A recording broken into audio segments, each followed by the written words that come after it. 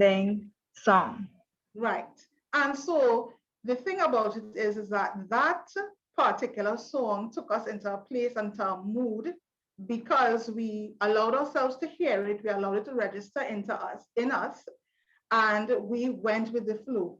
And that is also a part of what we are going to learn today when we think about being mindful, being in the moment. So, in that moment, when you went along with the music, dancing, bopping your head, it means that you would have cast aside some of the things, the weights, etc., that you were carrying, and you came into the room with, into this room with. And so that is one good starting place in terms of being mindful. And so, mindfulness, what is it? Uh, it is the opposite of automatic mode. There is a way that we function very automatically without thinking about it. It is about experiencing the world firmly in the here and now. So it means that you are focusing in the moment and you are being present in that moment. Um, it is really one way of freeing yourself of automatic thoughts and unhelpful ways of thinking and responding to situations. And so this workshop was entitled Training. So we're going to do some things. So we're going directly into a mindfulness exercise. Now, I can't see people. Miss Stanislaus, is it okay for people to turn on their cameras if they can? Of course they can, and they're free to do so. Yeah. I want to invite people who are in states that allows them to turn on their cameras, and we're going to do an exercise. It does to me, it doesn't matter. However they feel happy, they can show it. Okay, however they feel happy, well, that's good too. And so what I want to ask to remind you is this: you've taken the time out to come. I want you to engage as fully as you can. So we're going with our first exercise, which is a mindfulness breathing exercise. Good? So what I want you to do wherever you are is I want you to adopt a very comfortable position on the chair that you are sitting on. And I want you to ensure that your neck, head, and spine are aligned. So you kind of think of it as though there is a string being held, pulling up your head, and that it's aligned. When I put my hand here, it's aligned my neck, my head, and upward. All right, and my spine, sorry. Good. So put your hands in any position that you feel comfortable. Any position you feel comfortable, your legs, any position that you feel comfortable. And when you are ready, I want you to gently close your eyes. Close your eyes. And I just want you to listen to my voice. Listen to my voice. Treat this as your time to let go of your usual way of operating. That constant doing and thinking. Instead, allow this to become a time of just being, of allowing yourself to just be. Become aware of what is happening within you. That is what happens when you allow yourself just to be in the present moment.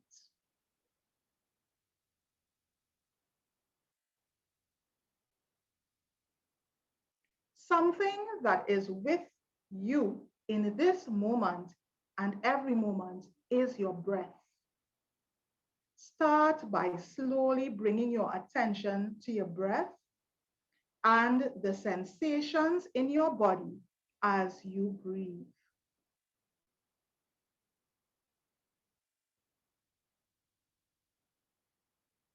Follow your breath's rhythm and movement as it enters your body and as it leaves your body.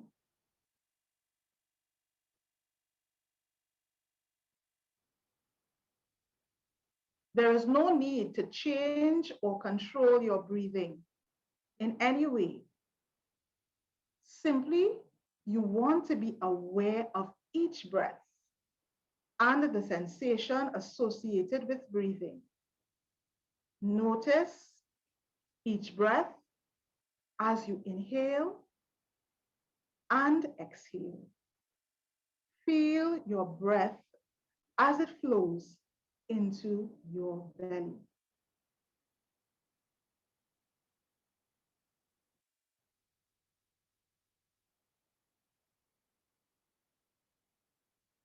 Feel your belly rise and expand with each inhalation, and feel your belly relax and fall with each exhalation.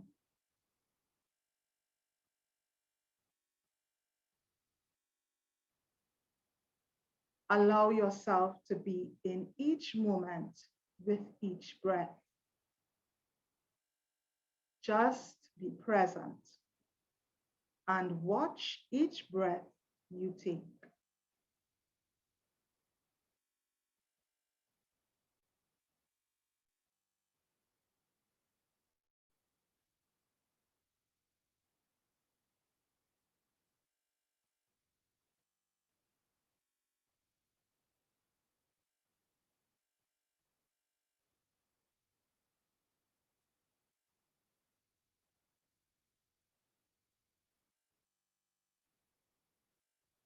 You may notice from time to time your mind wanders away from the breath,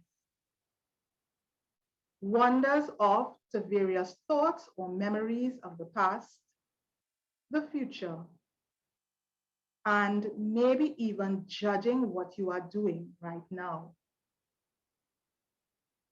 You may also get caught up in the bodily sensation or feelings, things you may be experiencing, or your mind just drifts into nothingness.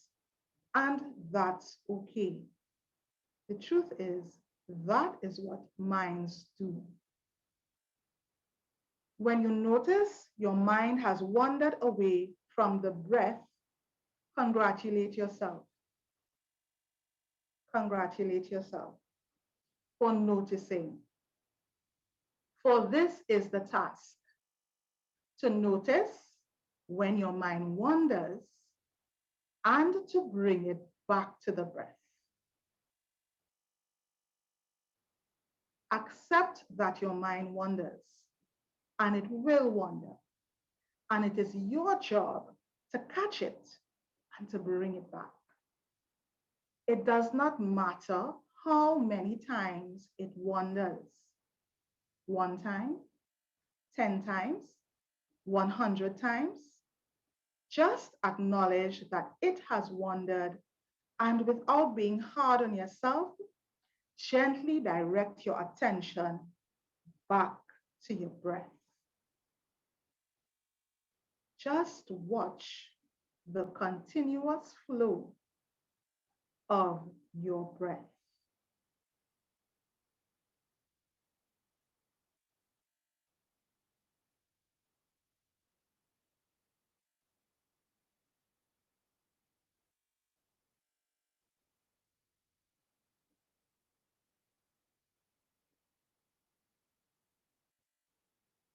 Your mind may wander again, getting caught up in physical sensation. Again, that's what minds do. You may want to identify where your mind is wandering. What is it thinking about? Is it worrying? Is it planning? Is it feeling? Or giving its attention to sensations? Where is your mind wandering right now? See if you can make space for whatever your mind is drawn to. Try to see it as a broad landscape within you, a landscape of feelings and sensations. You want to remember that you are not those feelings. You are not those thoughts. You are not those sensations. You are the observer, of those thoughts, feelings, and sensations.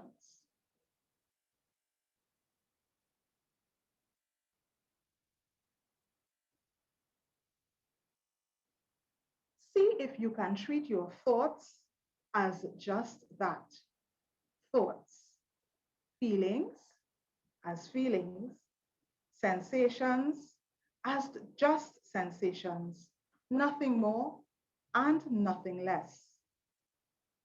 Once you've made room for these things within you, gently bring yourself back to the sensation of each breath, each exhalation, and each inhalation. Follow each breath, using each breath as an anchor to the present moment.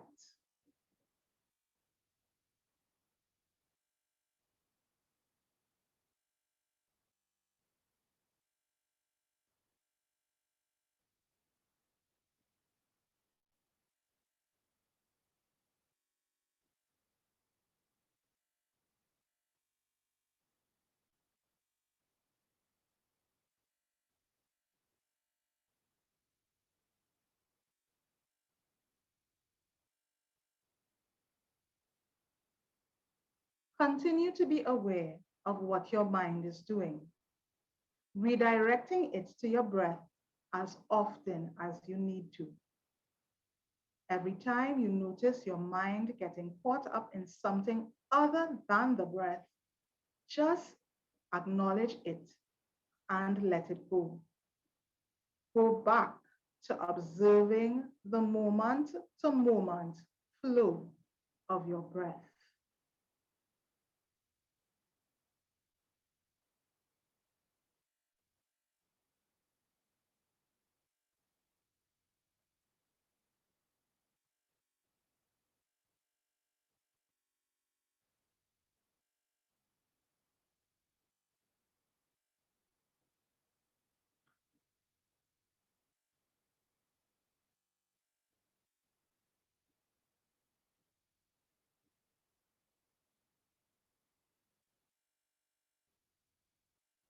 As this exercise draws to a close, take a moment to notice what it is like taking a break from your usual doing and thinking mode to spending time just being. Make the intention to being in the moment more often.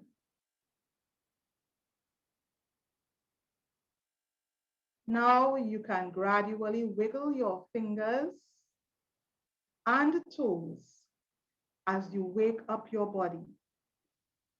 Start to broaden your awareness to take in your surroundings, and you can, when you feel comfortable, open your eyes.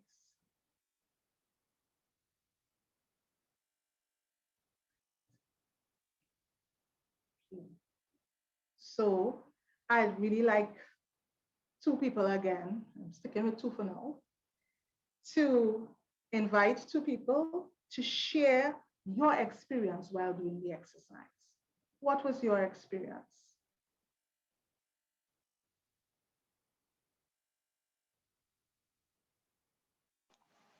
Hi, Miss Maurice. Jenny here, Jennifer.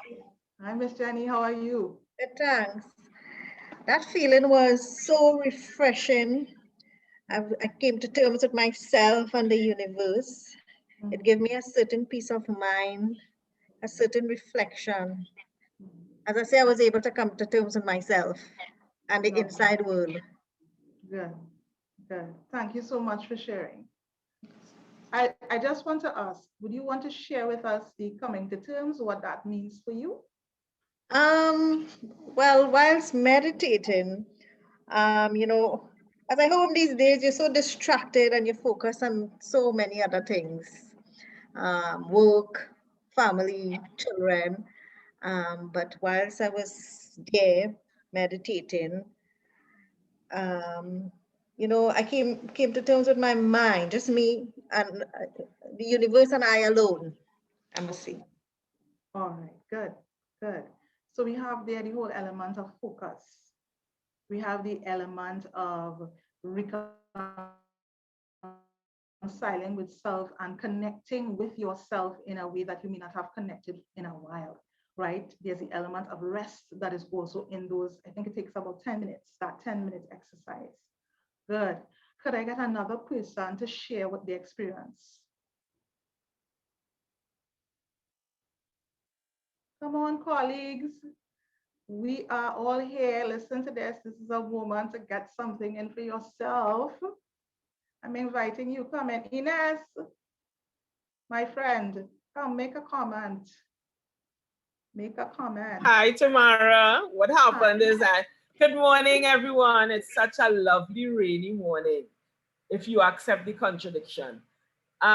What happened to me is I'm multitasking. So I am so sorry I didn't My really shocked. do the activity, but you know how my life is these days. And I I got so shocked wanted to before. be there to Yes. hear what you have to share, but I Mhm. couldn't really do the activity. But I had Correct. done it previously, if you recall, in another Yes. session.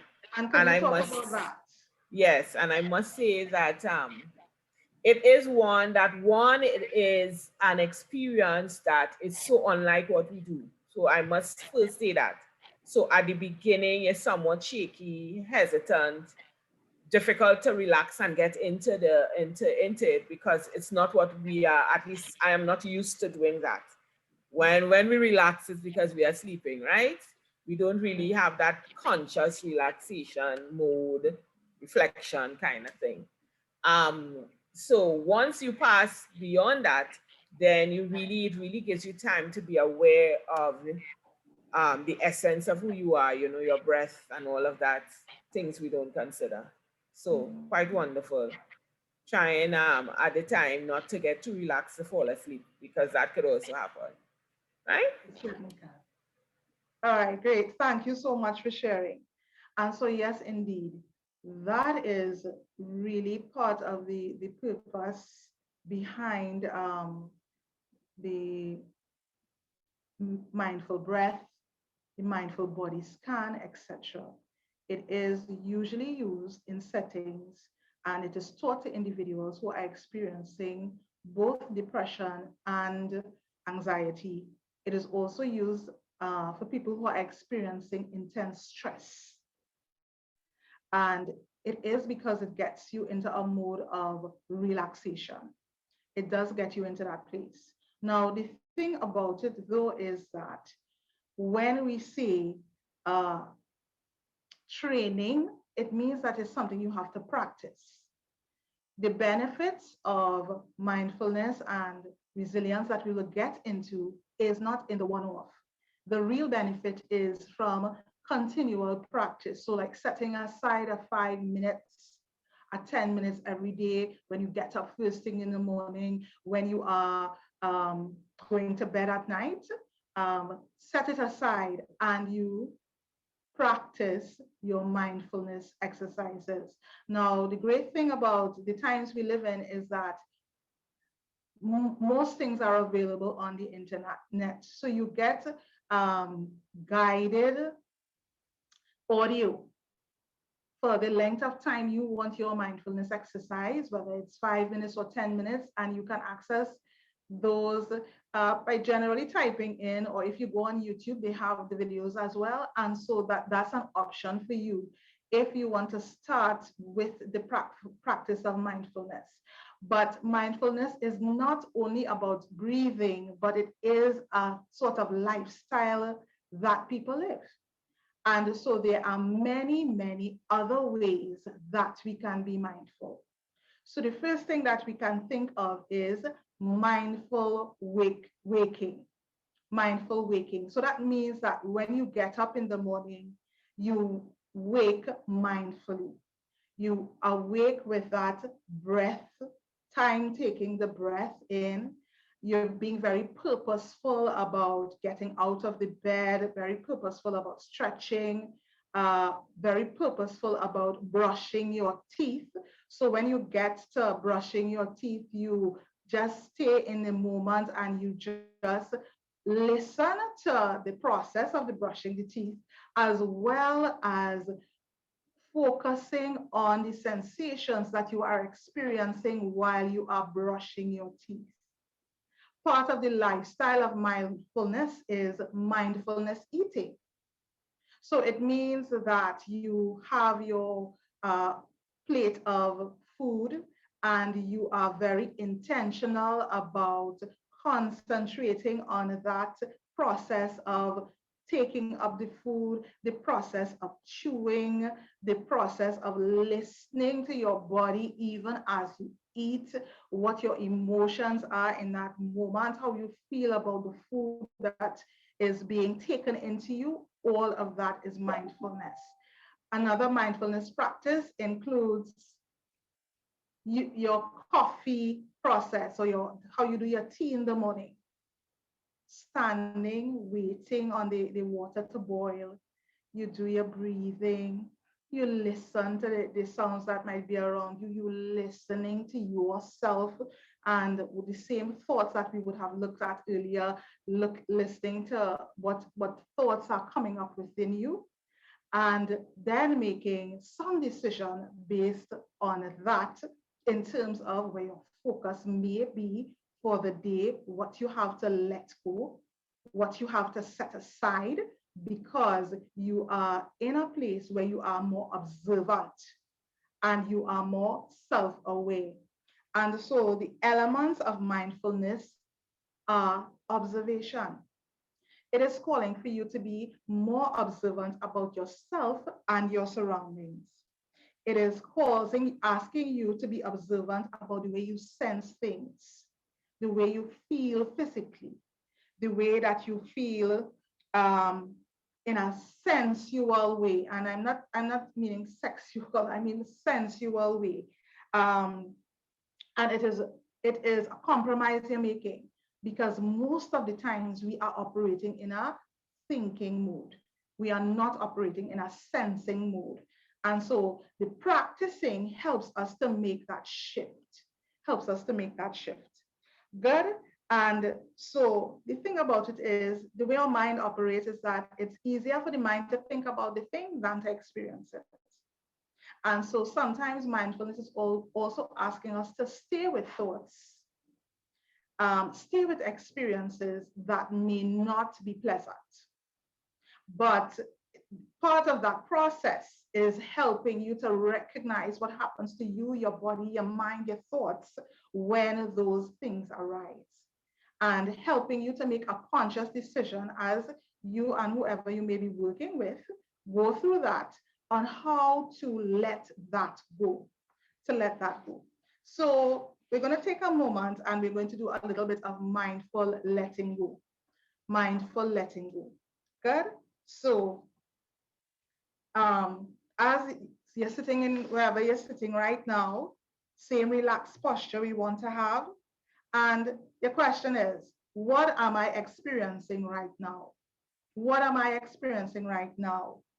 And whatever the experience is that you are having in that moment, you want to ask yourself, what feelings am I having and what bodily sensations am I experiencing? So especially when you find yourself being overwhelmed, you sit and you ask very quietly and you ask those questions. What feelings am I having right now? And what bodily sensations am I having right in this moment? And just allow yourself to acknowledge what it is. I am experiencing intense rage. I am so tired that I don't have words to describe how I feel. And so you are allowing yourself to acknowledge and to describe these experiences to yourself. The truth is, you're not going to try to change it. Part of the hard thing about us is that we want to get so far from the uncomfortable feeling so quickly that we do not spend enough time examining what exactly is happening in us. And so it is asking for you to stay with that for a few minutes. Good. And you want to, it's not a long time, 30 seconds to a minute. You're going to spend your time really thinking about how this experience is affecting me. Good. And no thoughts about changing it. No thoughts about calling your friend. No thoughts about putting on music. No thoughts like that. You're just going to stay with it. Then, doing the same exercise that we did before, you focus on your breath. You focus on your breath as it moves in and it's out and in your belly. And then you bring in your awareness as you did before from the thoughts back to the breathing, from the thoughts back to the breathing. Good. And you can talk to yourself in your mind. You could say, girl, relax. Man, relax. Lady, relax. Call your name. Tamara, relax.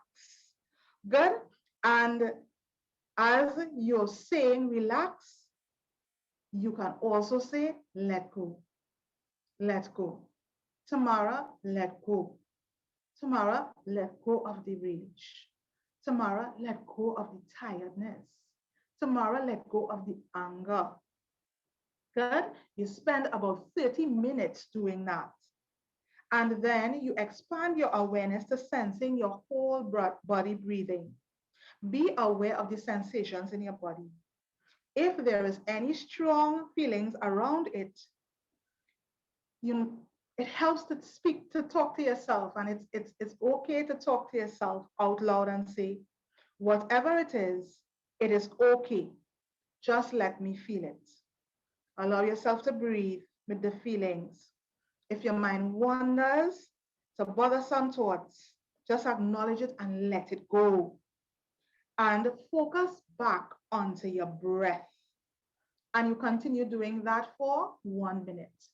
And so that is mindfulness, letting go. Many of us over the last year or so have experienced levels of stress and anxieties that we would not have known.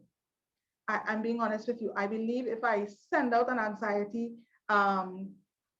assessment across Trinidad and Tobago, right now, the levels of anxiety would be very high. And if I had sent it out 2 weeks ago, it might have been even higher. Our levels of anxiety is very, very high. And so the mindfulness is one way for us to acknowledge what we're feeling and to deal with it. Because guess what, people? If we don't and we run away, it's going to catch up with us in ways that we don't expect. And we are remembering all the time that our mental state is connected to our physical state all the time. And so we want to take care of both parts. We don't just want to take care of the body. Yes, we're exercising. Yes, we're eating well. But we want to make sure that we have a habit of taking care of our mental health every single day. And so that means that even on the days when you're feeling excellent, you take a time to let go of some things, a time to breathe and spend with ourselves. And we take time to even acknowledge the good things through that of gratitude, So what you want to do is to develop a habit of looking after your mental health. And I want to reinforce that, and I'm saying it because what the prediction is. The prediction is that because of COVID-19, mental health issues is going to increase over the next 2 years. And that prediction didn't come this year, that prediction came last year from researchers in the Harvards and the other universities. Because of the types of trauma people have faced, and because of the levels of stress people have faced, there is the expectation that we are going to have mental health conditions becoming more prevalent over the next few years. And so things like mindfulness helps to mitigate that. It helps you to practice preventative things so that before you end up in that place, you have put strategies there so that you can make it through when the hardship comes. And I want to tell us this, COVID-19, yeah, that period was hard, but your part of the anxiety we face is that, and the stress is that we don't know what's coming next. We're not sure. And so I want to encourage you, use this video and whatever else you do your research on, and make sure that taking care of your mental health is a part of your daily routine. And so that brings me to the transition into that issue of resilience. And boy, we are a resilient people. We are a resilient people. You are able to come on here to listen to me this afternoon because you made it through the trials of 2020. Yeah, you made it through the trials of 2020 and you are here. So that is one indication that you are resilient. So we're going to try another exercise. Good? Uh, I love the activity. The activities give us so much information about ourselves without somebody having to tell us in our ears. And so I love the activities. So we want to look at what resilience is. All right, it's at its most simplest, it is the ability we possess to bounce back after experiencing difficult situations or setbacks. Any difficult situation or setback you've experienced and you have come through that, you have exhibited resilience. And I am standing from the viewpoint that everybody is born with a measure of resilience. Some people may have more than others, but the research says that resilience exists on a continuum. So you may have a little resilience, but with resilience training, you can reach the place where you have exceptional amounts of strategies in your resilience toolkit that you can use when the situation comes. And so resilience is the thing that is going to help us in this uncertain future that is before us. Because yes, we can use the mindfulness strategies, which is also considered to be a resilient training strategy as well. But there are several other strategies that you can use to build the resilience in your life to prepare you for what is coming next. So even as we think about that, I just want us to do a little exercise, as I said before. So I'm going to share my screen.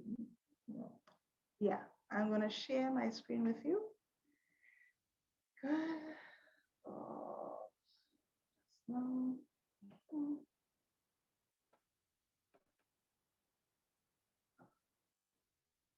All right. Good.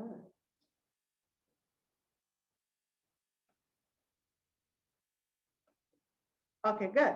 So are you seeing the tree that's before you? Does anybody know what type of tree that is? What type of tree is it? It's a salmon tree, right? And if I recall correctly, we would find salmon trees on Uni compound.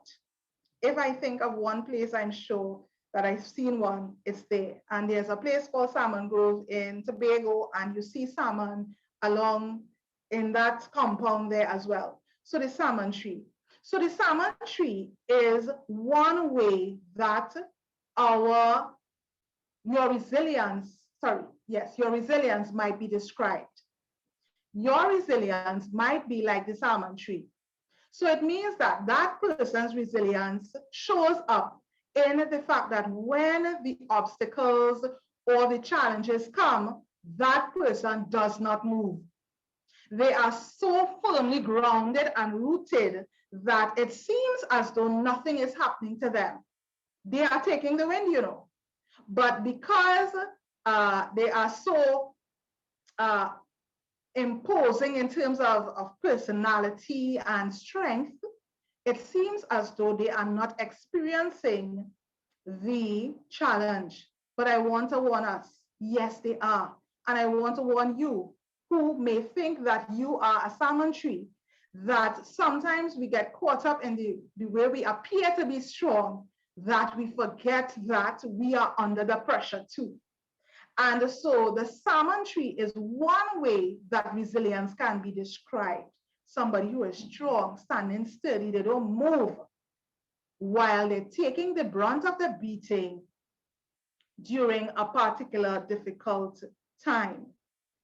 Good. The next one that we have is our palm tree. So the palm tree, in the fiercest of storms, the palm tree is also rooted to the ground. However, the palm tree does bend. And it bends to the point where sometimes it is parallel to the ground. And when the storm ceases, the palm tree will right itself back up. Sometimes it might be a little twisty, right? So it may not have the same shape.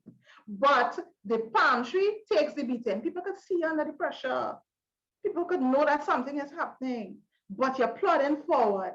And so this is one way that resilience shows up for some people. The next thing is the Italian cypress tree. And this tree is a tree that modifies and changes its shape to meet the wind.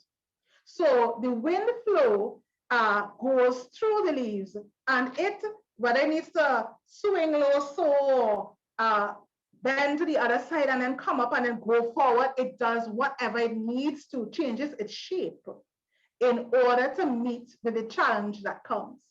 And so for some of us, that is how we operate, right? We are able to change and adapt very quickly, seamlessly even, to whatever challenges come our way. And so I want to ask a very simple question from these simple trees.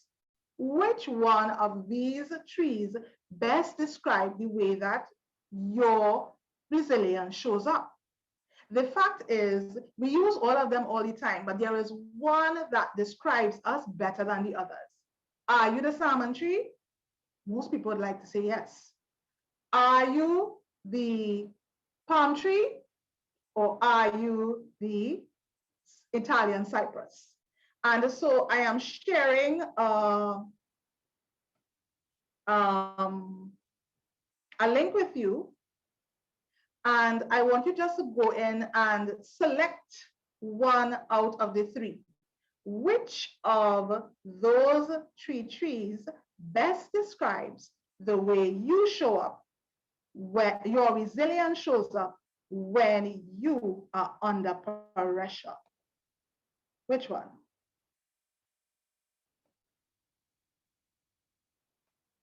All right. Okay, could somebody tell me if you got it?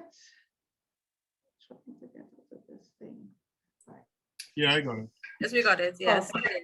Thank you. Yes. Nice. Yeah, I'm seeing people in.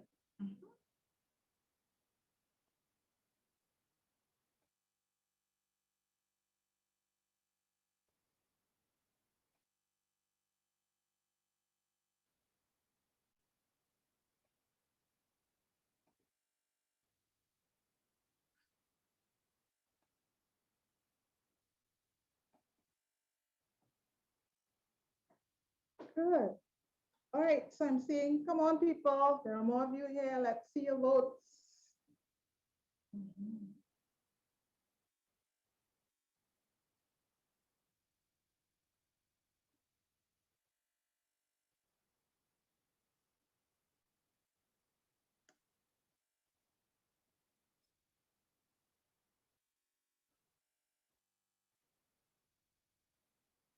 Okay.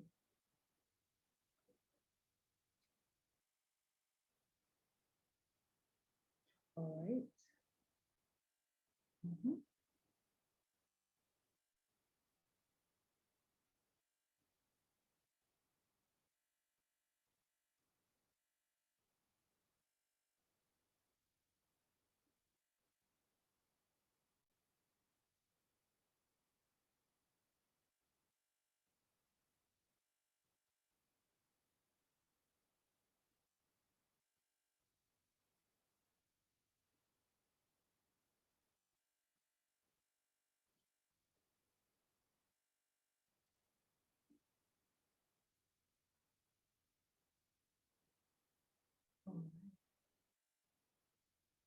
Okay. All right. So 25 persons responded, and we saw there that most people believe that their resilience shows up in terms of the palm tree. And the second is I'm doing my teacher thing. The salmon tree. Salmon tree. Thank you so much. The salmon tree. And the third is the Italian cypress. Now, people, I want you all to keep in mind that being resilient doesn't mean that you don't feel the pain. Being resilient doesn't mean that you don't feel the pressure. But the way you look on the outside to other people is different. And let me tell you one group that I consider all the time when I look at resilience, I consider mothers. Mothers are usually looking like which one you think? Somebody tell me, what do you think? Mothers, which one? Are they the salmon? Are they the palm tree or the cypress? Salmon tree. Salmon tree. The salmon tree. Salmon. Salmon tree. They're looking like the salmon tree. So you know what? Nobody feels under pressure. Everybody feels that everything is okay with them. They could take on anything, but they are under pressure too. And yes, while they are resilient, they also need to put things into place, and those around them put things into place so that they can continue being resilient. And so our resiliency it's a catch-22 in that if we appear to be very resilient, sometimes we don't get the help that we need. When we appear to be what we call too strong, sometimes you don't get the help that you need. And so it means that with resilience training, you are taking that part of your life in hand, and you are finding strategies and ways for you to build your resilience, mothers in particular, when no one else is able to help you out the way that you need. And so let me just I realize the time is fastly approximating on. Let me just give you some things that you can do in your resilience training. Good. So what you want to do is you want to break things into manageable chunks. So, you have the big picture, and mothers, I know you know this already. You have the big picture and you look at the easiest way to break it up so that it is manageable for you. Another thing you want to do is part of resilience training is practicing attentive listening. And so all of the steps I'm going to give in this segment has to do with training your attention. That is part of resilience training. And so you developing your active listening whenever you have the audience of somebody is in your presence, whether it's your child, your husband, etc. You set aside what you're doing, multitasker Inez. And what you do is that you lean in. Leaning in is one of the first signs that you're paying attention. You're going to look the person in their eye. There are going to be lots of things to distract you. But you know what? Ignore those things. And you know what I think about? I think about when I was young, the guys who always caught my attention were the ones who knew how to listen attentively. When they're talking to you, it seems as though there was no one else in the world. You were the only woman who existed. And so that's the kind of mindset you want to put towards it. I am building resilience as I learn to be more attentive. And so that attentiveness in terms of listening, that too translates into your mindfulness, because it means that you are being present and in the moment with that person, you and them thinking through, listening, allowing them to have their moment. Another thing you want to start doing is to journal at night. So I know some of you may be journaling already. And recently I've been asking clients to, you may not have the time to write, but what you can do is that you can use your phone and you have the voice note, the notes section, record it. You can use the audio for your journaling. And so you're sitting down, whether it is in the living room for 5 minutes before you go to bed, whether it is the toilet is the only place that is quiet for you, and you have that and you start to journal every night, but you want to do it at nighttime. Just before you go to bed, in order to consolidate what has happened for the day. What were the things that got on you? That whole mindfulness element, thinking about what got on you, thinking about what you need to let loose before you go to bed and to sleep, right? The other thing that is important is to create a not to-do list. You know, we love the to-do list, but we want a not to-do list. And the not to-do list is to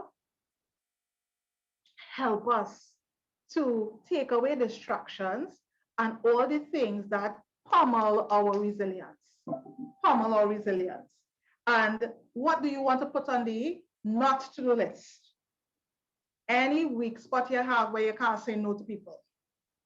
You see, anything where anytime they ask you, listen, you know your plate full, but you're saying yes to everything, you are going to put that on your not to-do list. Second thing on your not to-do list, everything that you consider to be a distraction from being productive. I don't mean children, I mean things that you can't control, if you understand, things around you. So like the phone, right? Putting it on silent, putting it in the room, when in one room, when you are in another room, you write those things. My phone is a distraction, the telephone is a distraction, the TV is a distraction, etc. Good. Another thing you want to put on your not to-do list is all of the tasks that somehow find you, but that you can delete, delegate, or outsource. If there's anything that you can do on your job, etc., where you could cut that out completely, you could delegate or outsource this, do it as well. On your not to-do list is also other people's responsibilities. People, I understand that we want to be helpful. I understand that we see other people's situation, but sometimes that responsibility is just not yours. Give it back to the person. Let them handle it because you have your challenges to meet and you need to focus. Good. So that is another way that you can build your resilience. Another thing is that you can spend some time developing a growth mindset. That is a whole other a whole other methodology that is being used now to help persons to stop focusing on the negative and allowing the negative things to weigh them in and keep them stagnant and not growing to a point where we can move into growing in all areas of our lives. So that is another thing that you can do. Focus on the growth mindset.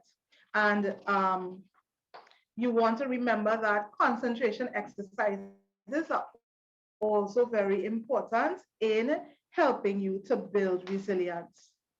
Resilience is also seen in your attempts as you are assertive, as you learn to cultivate hobbies. And listen to this, I don't mean the hobby that you tell people about that you don't do. I mean the thing that really gets you.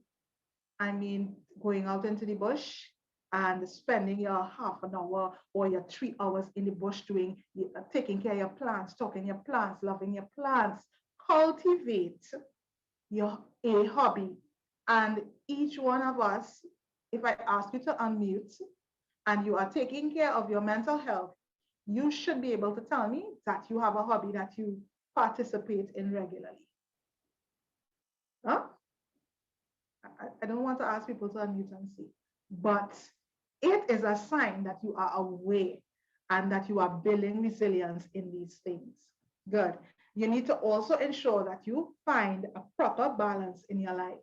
And as I end, it is 12:50, I want to tell us that resilience is built through positivity.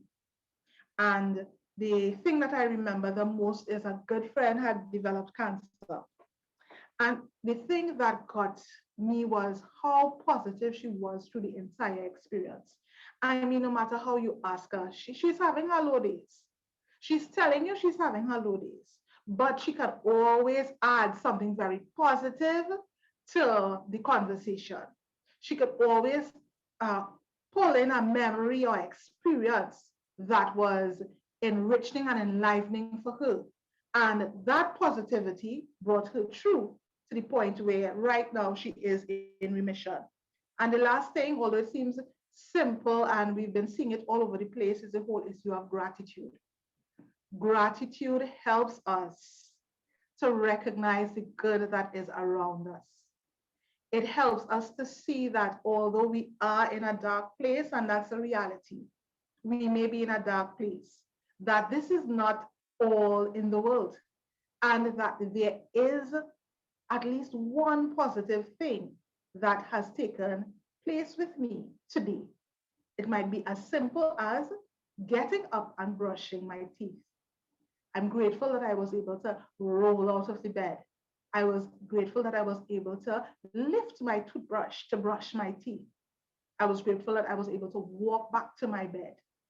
And so you want to develop gratitude in all things. And I encourage people, nighttime gratitude journaling is also very lovely. So this is a little bit of resilience and a little bit of mindfulness. And I want to encourage us, if it's just one practice, one habit, you put into your coping resilience toolkit today, please do it. Please do it. If the ones that I have mentioned do not suit your personality, go and find at least one, because we want to be proactive because of the experience we had last year and this year. So I want to thank you, everyone. I want to thank Ms. Stanislaus and Ms. Matthews and Lizelle for asking me to speak. I'm grateful for the opportunity, and I'm really hoping that something I would have shared today will help you in your mental health work. Thank you. Okay. Thank you very much, Ms. Phillip, and you all are free to use the reaction tool and give a little hand clap, or if you want to give a little raise, something. Thank you very much, Tamara. I mean, she gave us so much information and so much, tips and tools that we can use in our everyday lives. I mean, she started us with this breathing exercise. I mean, I for a while I said I felt so relaxed that that relaxed and so free that I haven't felt in a while, because and she gave us that tool of mindful waking. You wake up in the morning and all you're thinking about so much things you have to do for the day. But she gave us the tools about the mindful waking, mindful eating, the mindful brushing your teeth, the mindful making your coffee, and all these things, all these good tools. And then she also brought us into that resilience. And one thing, very important thing she said is that being resilient doesn't mean that you don't feel pain, but it's how and sometimes when we and she said it as well, we appear to be and we want to be so strong that we don't want to show that we need help, but we need help even when we feel the pain, as strong as we may be. And she gave us some of the tips in terms of how we can practice resilience training. She talked about breaking down things into the manageable chunks, preparing a journal, getting hobbies, creating a not to-do list, saying no, all these things, very, very helpful to us. Thank you very, very much, Tamara. We really appreciate it. We, on behalf of the HR Revision, we thank you for accepting, our invitation to join us in our symposium. We are really, really happy. Thank you very much. We still have some time, just a few minutes. If anybody have questions, you want to say something? Go ahead. Yeah, I just have one thing to say. Colleagues, I want to encourage you all. When you all get your break, take your break. That's the only thing I want to add. Yeah. When you get your break, take your break. And it's more important now because you're not too sure what's happening next. Yes. When you get your break, take your break. Okay. Just wanted to add that. Yeah. Just one question or comment? Anybody? Before we go? Ms. Stanislaus, John here. Yeah. This session was, I can't find the word, beautiful, wonderful, so relaxing. And I'll certainly practice some of these skills that we were taught this morning. I want to thank the presenter for a wonderful session. Okay, thank you very much, Dr. Bob Ward. But we can take one other person. I just want to really also extend my appreciation to Ms. Phillips. The session really was enlightening. The tips was there's a lot of tips that we can practice in our daily living. And it really breaks it down to what we are facing right now. So I just really want to thank her and appreciate her sharing with us. Okay, thank you very much, Dr. Matthew. So I think I should let you know that the presentation today or the session today can be viewed later, probably by tomorrow on Costa's YouTube channel. So she shared so much. Some of them I was taking some notes. If you were not taking notes, feel free to visit the YouTube channel and you will get today's session. Before we go, I'm just letting you know, again, next week, Tuesday, which is the 20th of July at 12 noon, Mr. Roger Chung, who is the Chair for Information Science and Technologies, he'll be sharing with us. His topic will be a children's special, how to save children from cyber overload, right? So, which will be very interesting. So feel free to, again, the link for the session will be shared with you. So register and join us again. So we are very happy for you to join us today. It's some nice sessions. I'm enjoying it. I hope you are. So it's nice having you join us with us. And you have any comments, any questions, feel free to drop us an email, hrservices@costat.edu.tt. So thank you very much and do enjoy the rest of the day and the weekend until we meet again next Tuesday. Okay, see you all. Thank you. Bye, everybody. Share your bye. Bye-bye. Bye, everyone. Marcia, can you share the link to the YouTube videos? Bye. Okay, yes, okay, we'll do that. Yes, we will. Great, thanks. Yes, we will. Okay. And I'm letting you know as well, we'll be sending out just a little short evaluation and survey you should get after the session sometime today. Just a survey on this session. So you'll be getting that via email between today and tomorrow. So thank you all. Thank you very much. Thank you.